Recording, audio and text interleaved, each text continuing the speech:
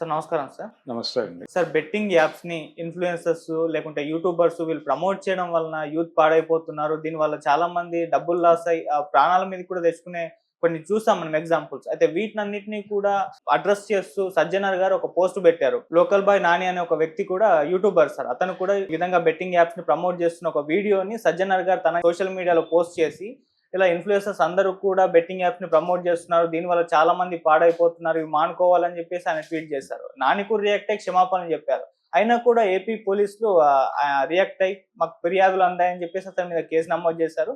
తొందరలో అరెస్ట్ అయ్యే అవకాశం ఉందని కూడా చెప్తున్నారు. ఎంటైర్‌గా ఈ ఇష్యూని మీరేం ఆల్రెడీ చూస్తారు? అతన్ని కస్టడీలోకి తీసుకున్నారు అనే మాట కూడా వినిపిస్తోంది. అవును. తీసుకున్నారు. ఇక బెయిల్ వస్తుంది. బెయిల్ మూవ్ చేసుకునే ప్రయత్నం చేస్తారు. అతను ఫిషర్ మ్యాన్ కమ్యూనిటీకి అవును. చెందినటువంటి వ్యక్తి. జాలర్ కుటుంబం నుంచి వచ్చినటువంటి కుర్రాడు. హ్మ్. అతను వీడియోస్ చూస్తున్నారు. అతను ఇన్‌ఫ్లుయెన్స్ పరిస్థితుల్లో ఉన్నాడు కాబట్టి ఇన్‌ఫ్లుయెన్సర్ అంటున్నారు. హ్మ్.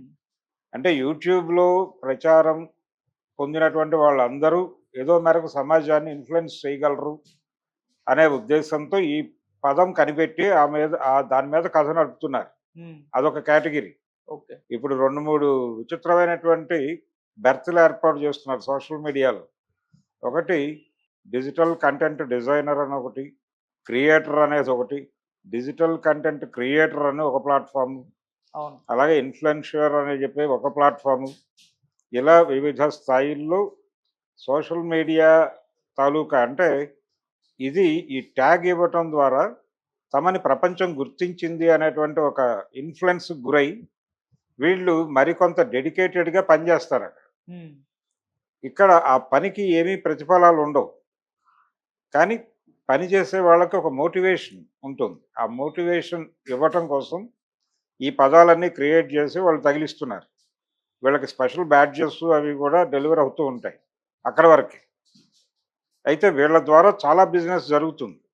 ఆ బిజినెస్‌లో ఎక్కడా కూడా వీళ్ళకి ఏ రకంగాను పర్సెంటేజ్‌లు, షేర్లు దక్కవు. హ్మ్. ఇలా వీళ్ళు ఈ వేవ్‌లో వెళ్ళిపోతూ ఈ ఇమేజ్‌ని ఇతరత్రా ఎలా సొమ్ము చేసుకోవాలని ఆలోచిస్తారు. ఇతర ఏరియాల్లో ఈ ఇన్‌ఫ్లుయెన్స్‌ని ఎలా మార్కెట్ చేసుకోవాలి అనేటువంటి వ్యూహంతో వీళ్ళ జీవితాలు అలా గడుస్తూ ఉంటాయి. ఎవరైనా సరే. ఓకే.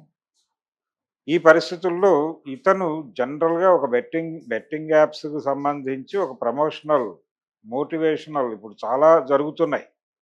ఇప్పుడు అమెరికా నుంచి ప్రమోట్ అవుతున్నటువంటి చాలా యాప్స్‌ని ఇక్కడ కనిపించకుండా ఇతను కనిపించి ప్రమోట్ చేశాడు. కనిపించకుండా ప్రమోట్ చేసి బెట్టింగ్‌లోకి చాలామందిని ఇన్వాల్వ్ చేస్తూ హ్మ్. ఆన్‌లైన్ బెట్టింగుల మీద కథ నడిపిస్తున్నటువంటి కనిపించని ఇన్‌ఫ్లుయెన్సర్స్ చాలామంది ఉన్నారు.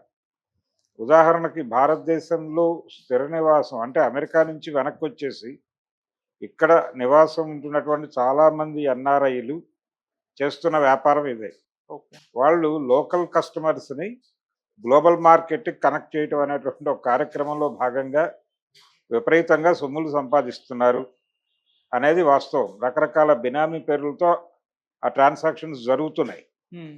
ఇది ఒక అండర్ వరల్డ్ కార్యక్రమంగా జరుగుతోంది. ఇది పోలీసులకు తెలిసి తెలియనట్టుగా వ్యవహరిస్తున్నారు. ఇది లేకపోయినా ఇన్‌ఫ్లుయెన్సర్స్ చెప్పడం వలన బెట్టింగ్ యాప్స్ ప్రమోట్ అవుతున్నాయనేది తప్పు. ఓకే. ఇది వేరు. కానీ ఇక్కడ ఈ అరెస్ట్ చేయటం ద్వారా ఇది మాత్రమే కాదు. బయట పొలిటికల్ ఏరియాలో ఎన్ని బెట్టింగులు జరగట్లేదు. వితౌట్ యాప్ ఎన్ని బెట్టింగులు జరగట్లేదు. మన రాజకీయాల్లోకి సంబంధించి మొన్న ఎన్నికల టైంలో ఢిల్లీ ఎలక్షన్‌లో ఎవరు గెలుస్తారు అని బెట్టింగ్స్ నడిచినాయి గదా! హ్మ్. అది త్రూ యాప్ కాదు కదా! బయట నడుస్తున్నాయి బెట్టింగులు. అలాగే ఏపీ ఎలక్షన్స్‌లో ఎవరు గెలుస్తారు? జగన్మోహన్ రెడ్డి గెలుస్తాడని పందాలు కాసినోళ్ళున్నారు. అలాగే చంద్రబాబు గెలుస్తాడని పందాలు కాసిన వాళ్ళున్నారు. ఈ బెట్టింగ్స్ ఈ పద్ధతుల్లో జరుగుతున్నటువంటి ఈ బెట్టింగ్ మాఫియా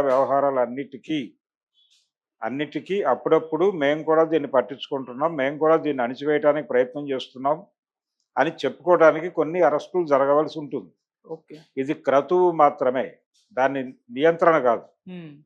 బెట్టింగ్ యాప్‌లు మా దృష్టికి వచ్చినాయి. మేము కూడా వాటి పట్ల సీరియస్‌గా ఉన్నాము అని ప్రపంచం వీళ్ళని విమర్శించకుండా చూసుకోవటానికి ఒక విండోగా మాత్రమే ఈ అరెస్ట్ జరిగింది.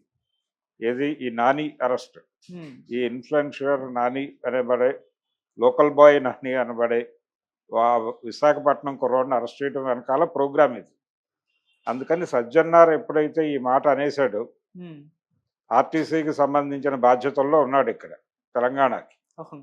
ఈయన తన సోషల్ మీడియా ప్లాట్ఫామ్లో పెట్టినటువంటి దానికి వాళ్ళు రియాక్ట్ అయ్యి కేసు పెట్టారు. కేసు పెట్టడానికంటే ముందే సారీ చెప్పాడు అతను.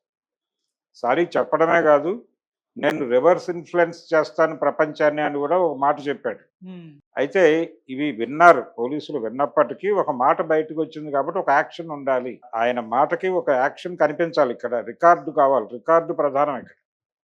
ఈ రికార్డు కోసం జరిగిన అరెస్ట్ అది. అతన్ని వేధించటాలు ఇవేవి ఉండవు.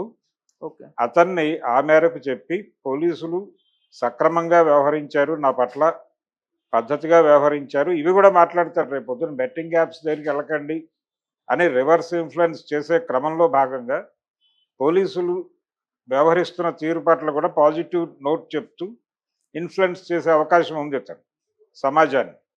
ఈ ముసుగులో చాలా వ్యాపారాలు చూసి చూడనట్టు వదిలేస్తారండి. ఇందాక నేను చెప్పినట్టుగా చాలామంది ల్యాప్టాప్లు పట్టుకుని 24 అవర్స్ ఇంట్లో కూర్చుని డబ్బులు సంపాదిస్తున్న వాళ్ళు అనేక మంది ఉన్నారు ఇక్కడ భారతదేశంలో. ఏం చేస్తున్నారు వాళ్ళు, ఎందుకు వాళ్ళకి డబ్బులు వచ్చేస్తున్నాయంటే ఇదే పని. వాళ్ళు రకరకాల సోషల్ మీడియాలో రకరకాల ప్లాట్ఫామ్స్లో ఉంటారు. వాళ్ళకి అంటే చాలా సామాజిక అంశాలు ఇవి మాట్లాడుతూ కనెక్ట్ అవుతారు. వాళ్ళు సమాజంతో కనెక్ట్ అయిపోయి వాళ్ళకు ఒక సర్కిల్ ఏర్పడుతుంది.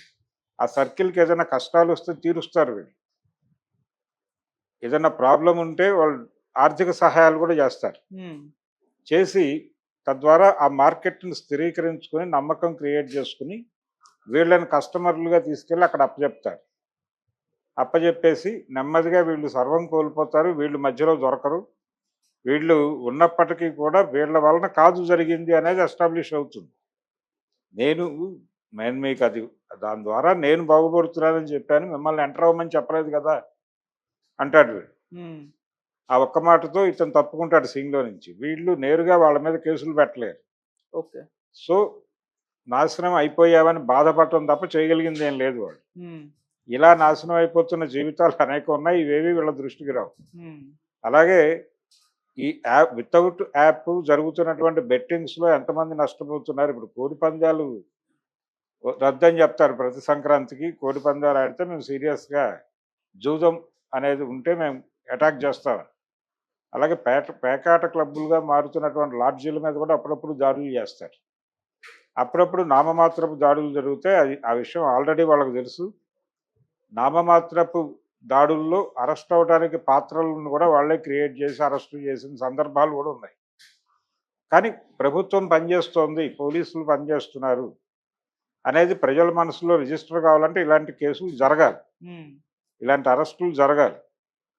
లాడ్జీల మీద దాడులు చేయడం ద్వారా వ్యభిచారాన్ని నిర్మూలిస్తున్నామని పోలీసులు చెప్పుకుంటారు, కానీ ఆ యాక్టివిటీ ఎందుకు జరుగుతోంది, దానికి సంబంధించినటువంటి సామాజిక పరిస్థితులు ఏంటి అనే అధ్యయనాల జోలికి, ఆ అధ్యయనాలు జరిపిన వాళ్ళని పట్టించుకునే పరిస్థితికి ప్రభుత్వాలు ఎప్పుడూ వ్యవహరించలేదు. ఓకే. అలా వ్యవహరించవు. దీనికి ప్రాక్టికల్గా అంటే అక్కడికక్కడ వీళ్ళు ఎలాగైతే ఇన్ఫ్లుయెన్సర్స్, అలా పోలీసులు కూడా ప్రజలను ఇన్ఫ్లుయెన్స్ చేస్తారు ఈ అరెస్టుల ద్వారా. మేము పనిచేస్తున్నాం, బెట్టింగ్ యాప్ల మీద మేము ఉక్కుపాదం మోపాం అని చెప్పుకోవడానికి ఈ అరెస్ట్, అంతే, అంతకు మించి ఏమీ లేదు దీనిలో. ఓకే. బయట చాలా జరుగుతున్నాయి. ఈ జరుగుతున్న వాటిని అన్నిటినీ అలా ముసుగేయటం కోసం ఇలాంటి అరెస్టులు జరుగుతాయి. ఉమ్, అతను బెయిల్ తీసుకుని రేపో ఎల్లుండో మళ్ళీ బయటకు వచ్చేస్తాడు. బయటకు వచ్చేసి అతను పోలీసు వ్యవస్థని అలాగే బెట్టింగ్ యాప్లని తిడుతూ, పోలీసులను పొగుడుతూ కొంత ఇన్ఫ్లుయెన్స్ చేసే ప్రయత్నం చేస్తాడు వాళ్ళ తరఫున. ఈ యాక్టివిటీయే నడుస్తుంది, అంతకు మించి దీనికి వేరే ప్రాధాన్యత ఏం లేదు. కానీ సారీ చెప్పిన తర్వాత మళ్ళీ అరెస్టులు ఎందుకు చేస్తున్నారు అనే పెయిన్ కొంచెం తీసుకుంటారు. కానీ ఉమ్, అతను బయటకు వచ్చి చెప్తాడు, తప్పు చేసిన వాడికి అరెస్టు తప్పదు,